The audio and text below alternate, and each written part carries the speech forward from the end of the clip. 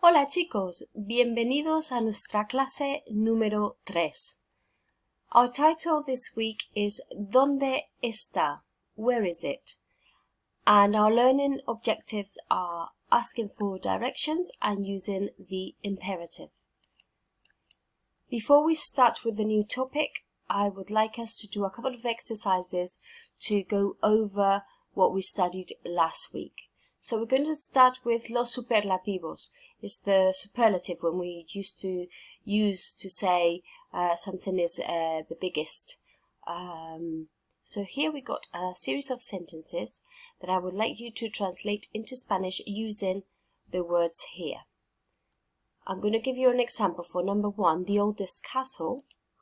It would be el castillo más antiguo. I recommend you cross out the words that you use so you don't get confused. Okay, as a little extra help, you got that delicious is rica.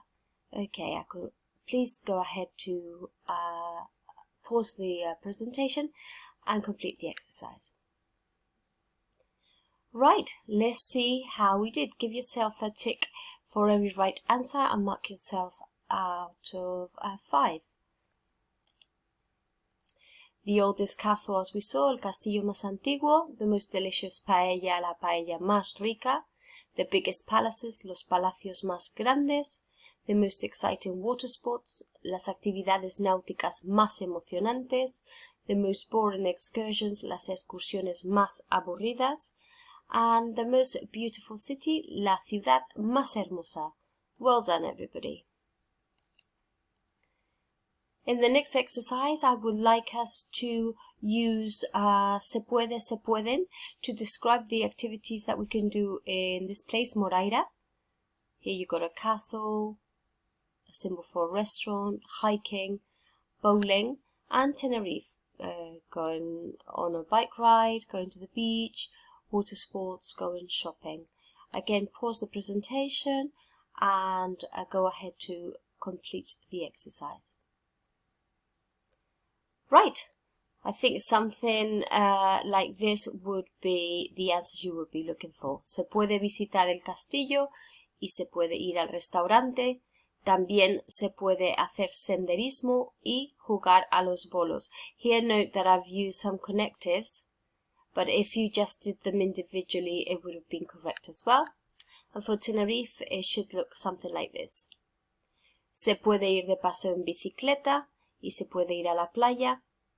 Además, se pueden hacer actividades náuticas y se puede ir de compras. Here we see how we use the pueden because of the plural. Right, so now we're going to start good and properly on our topic. ¿Dónde está? Where is it? And our learning objective is to be able to give and understand directions. First of all, very quickly, let's see if we can translate these places in the town. You can use your dictionary or wordreferences.com. I recommend you pause the presentation, and if you would like an extra challenge, how would you say water park, skateboard track, and bus station? Right, let's see how we did. El parque de atracciones, the theme park. El zoo, the zoo, very similar. El mini golf, the mini golf or crazy golf. La pista de karting, the go-kart track. La catedral, the cathedral. La estación de tren, the train station. Mark yourselves out of 6. Here you have the challenge answers. Water park would be el parque acuático. Skateboard track, la pista de monopatín or the skate. And bus station, la estación de autobuses.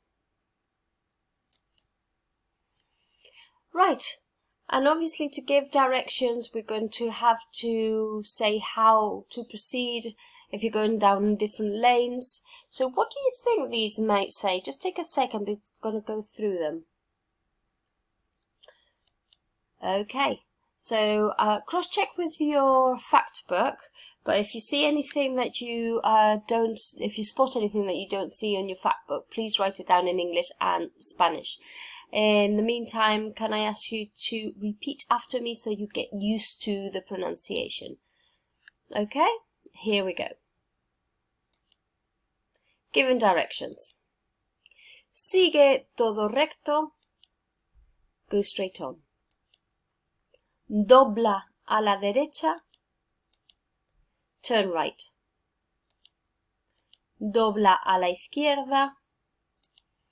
Turn left. Toma la primera a la derecha. Take the first on the right. Toma la segunda a la izquierda. Take the second on the left. Cruza la plaza. Cross the square. If you come to around a town square. Está a la derecha. It is on the right. Y está a la izquierda. It is on the left. Okay, and now that we've seen all of them, we're going to pause the presentation and complete the translations for the directions. Here I'll give you a few clues of what they start with, and then the second exercise will be to adapt these phrases to translate these 4 sentences. Here I've got a bit of help. Street is la calle and bridge is el puente. After that, we're going to, let's have a little look at the first one. Turn left, dobla a la izquierda. Off you go. Right, let's see how we did. Go straight on. Sigue todo recto. Cross the square. Cruza la plaza. Take the first on the right. Toma la primera a la derecha. It's on the left. Está a la izquierda. And let's see how we did with these. Cross the street. Cruza la calle. Take the first on the left. Toma la primera a la izquierda. It's on the right. Está a la derecha. And cross the bridge. Cruza el puente. So we just can see take is toma. Turn is dobla. And cross is cruza. Okay? Mark yourselves out of 8, please. Okay. We just saw this at the beginning of the topic. Can you remember what these were? There we go again. Right, so out of the 2 objectives, I think we can mark as completed the asking for direction. ¿Dónde está? And then you would give directions, cruza la calle, cruza la plaza, dobla a la derecha, etc. Now I would like you to pause the presentation to write down this explanation. So we're going to talk about the imperative, our second learning objective. You use the imperative to tell someone what to do. And the way you construct it is by taking the to, you singular form of the verb in the present tense and take off the s. Here's you got some examples. From the verb doblar, you get doblas in the second person, you turn, and then to make it an imperative, you take away that s, dobla. Here I put it with exclamation marks, but you don't need them for it to be an imperative. It's just to give it the sense of ordering. From the verb tomar, the second person singular, tomas, you take. If you take that s away, you have toma, take. Again, with exclamation marks just to give it the sense of an order, but you wouldn't need it when you're writing it down. Okay? Okay, so now let's practice that. I would like you to fill in the gaps with the imperative options. Here you got some are the imperatives and some are the infinitive. Please choose the correct one. Here they've got a challenge to translate the text above if you finished. Right, let's see how we did. Mañana vamos a ir al zoo. Quedamos enfrente del cine a las 11. Desde la estación de metro, cruza la plaza y sigue todo recto. Luego toma la primera calle a la izquierda.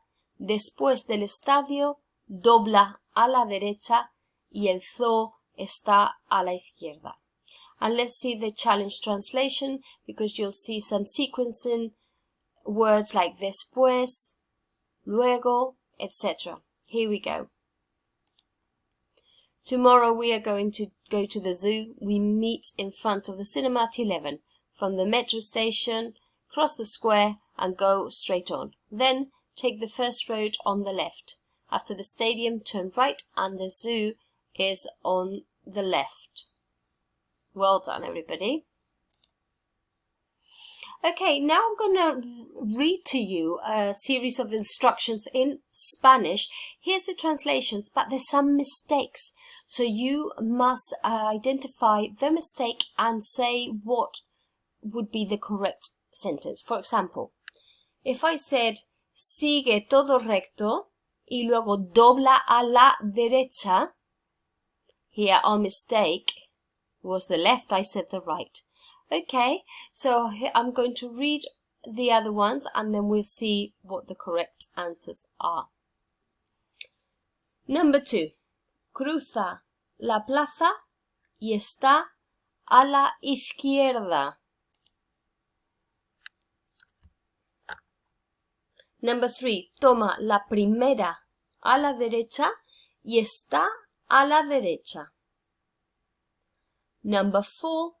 Toma la primera a la izquierda y está a la izquierda. And number 5, toma la segunda a la derecha y luego cruza la plaza y está a la derecha. Let's see how we did. First we saw it was straight on, turn right. Second, it was cross the square, it's on the left. Number 3, take the first on the right, it's on the right. Number 4, take the first on the left, it's on the left. Number 5, take the second on the right, cross the square, it's on the right. Well done, everybody. Please mark yourselves out of 4 because I gave you number 1. Okay, another opportunity to pause, read the following messages and then draw a map of each route. You have some extra vocabulary here. Feel free to use a dictionary if you need, but all these are pieces of vocabulary that we've seen in the lesson so far.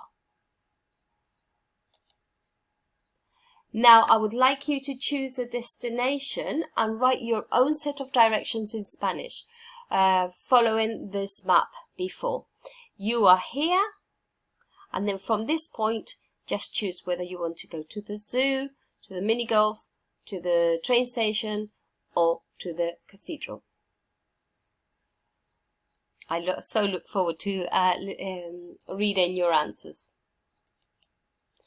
Okay, and to finish off, as per usual, we're going to do a little exercise of against the mouse. Here he is. So you're going to see a series of sentences, either in Spanish and you have to translate to English, or in English and you have to translate to Spanish in your books. Good luck.